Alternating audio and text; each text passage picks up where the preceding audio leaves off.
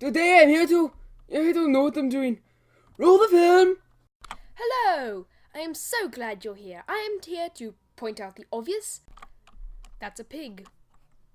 The not so obvious. That's a cow. And the extraordinary. And that's a super horse. It's XzunderX Cyborg here, and today we are looking at another War of the Gods continuum.z-craft.net server tutorial. Again, we're going to go into Mallory's General Goods. You walked through my face, you jerkwad! Anywho, we're going to go into Mallory's General Goods at Warp City. Now, instead of right-clicking on the shop NPC, you'll find 3 signs with protection. Now, with the header protection plus F, their size and their price and what they look like. Now, protection stones allow you to protect your land so other players cannot PvP, steal your stuff. I think even enter. I'm not sure exactly which flags. We'll go look at them in a minute. And so forth and so on. The plus F just simply means that a fence will be placed around it. If you buy one from a sign that does not have a plus F, a fence will not be placed around it.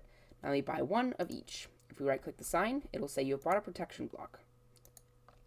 If we look at the protection block, it has protection block, how big it is, 31 by 501 by 31 in this case. 501 is just how large it needs to be to protect the whole from bedrock to sky limit, even though the sky limit is 256, whatever it is, 255. The plus fence at the bottom means it has plus fence. It says created by admin shop, and it has a code identifier. Now, this is not a UUID as much as it looks like it is. It is a identifier for the World Guard region that it creates in your name. Now, let me find a place that we can test these out. Okay. Now, we've been floating along in our boat for hours, and we come along this weird spherical-shaped object. Now, we jump out of our boat, excited to find this object, but other players can break it. So what we're going to do is we're going to place a protection block. Now, this protection block will build a fence all the way around our protected area. This will only replace certain items, such as trees, and I think trees, leaves, certain items, but it's very few and it will not break anything important. Now, this is the size of the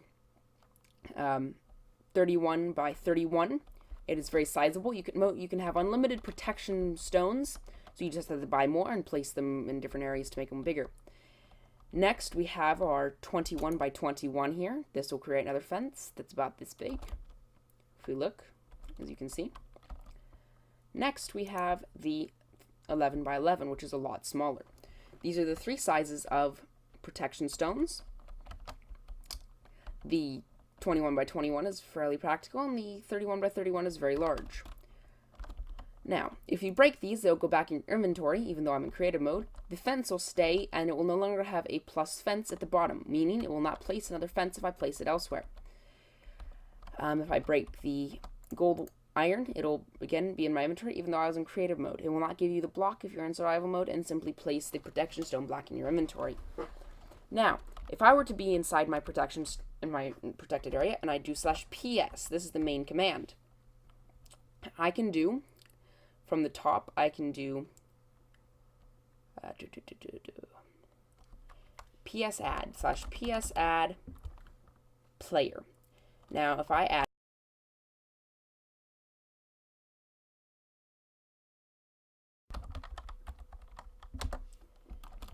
he could now break blocks on this island.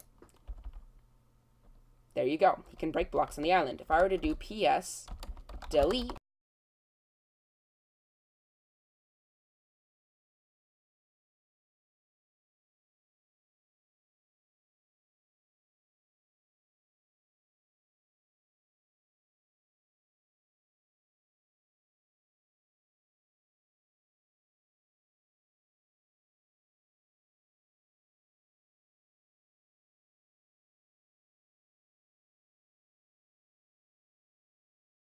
RMS100 again.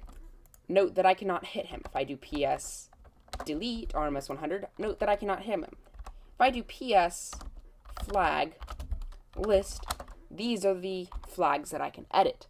Configurable flags are build, chest access, creeper explosion, ender dragon. These are the flags that that people outside will not be able to use. So if I do flag PvP PS flag, sorry. If I do PS flag PvP,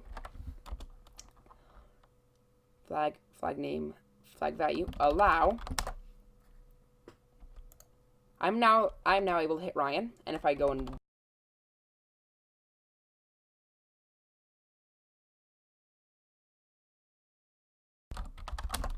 and now our RMS